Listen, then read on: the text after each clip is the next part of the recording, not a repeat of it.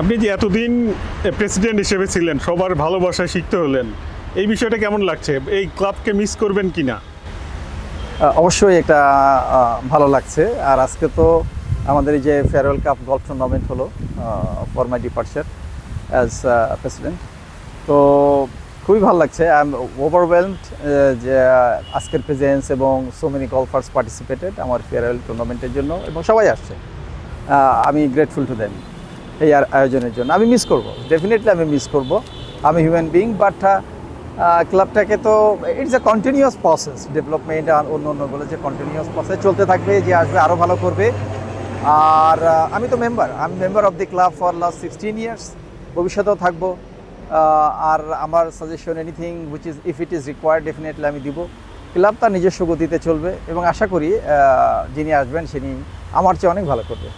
এখানে যারা কেডি এবং বল বয় বা অন্যান্য যারা কর্মচারী আছেন, সবাই আপনাকে ভীষণ মিস করছেন। এই বিষয়টা কিভাবে দেখেন?